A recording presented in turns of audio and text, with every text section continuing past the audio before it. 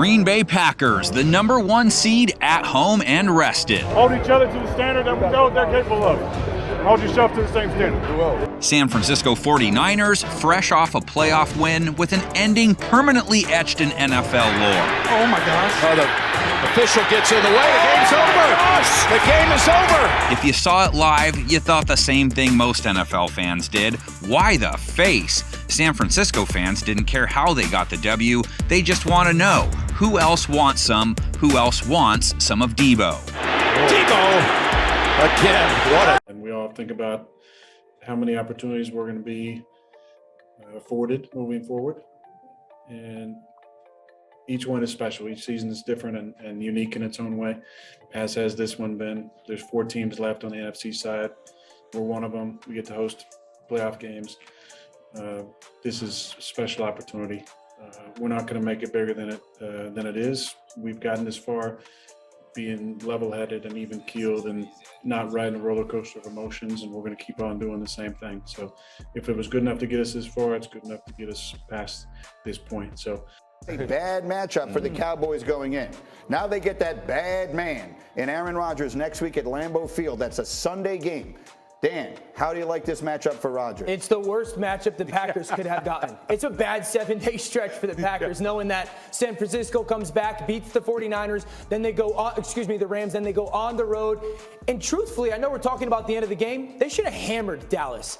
Just because they kicked field goals is what kept the game close, and then the Jimmy G interception. Yep. This is a football team. If you had to sit down, and RC knows this, and write a script of how to beat the Green Bay Packers right now, every detail that would be on that list is who the San Francisco 49ers are. I think RC phrases them the best. They are, what do you call them, unapologetically themselves. They know themselves better than any, right? Self-aware, man. Exactly. So they could run the football. That's the weakness of the Green Bay defense. They got a front that could rush. They got disciplined coverage unit. They got a really speedy, athletic linebacker unit and really good at the defensive tackle. And the last thing I'd say is this.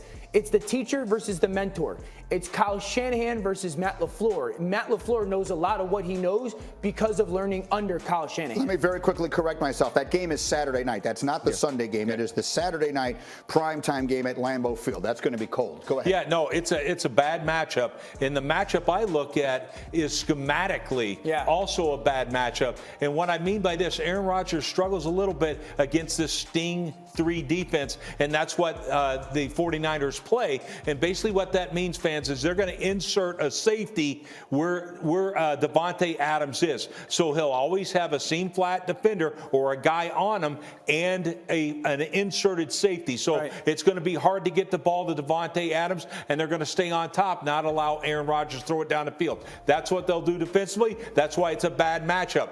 Now, however, 2 guys that are critical might not play. So in Nick Bosa and Fred Warner, we saw them both leave the game, and those are huge losses for the 49ers if they can't play. I think we're going to have to get to the point where we stop asking if the San Francisco 49ers are bad matchups for certain teams. You think the Los Angeles Rams want to play the San Francisco 49ers? Hell no. You think the Dallas Cowboys wanted to play them? Hell no. Do the Green Bay Packers want to play them? No. So let's just say they're a good football team. They're a good football team that play a physical brand of football in a time where nobody else does it, and that's why they're hell on wheels to play against. Here's the only thing I'll say works in Green Bay's favor. It's going to be a Saturday night in January at Lambeau Field. No one's going to feel their toes. So you're not going to have that problem for Aaron Rodgers at all. It is going to be all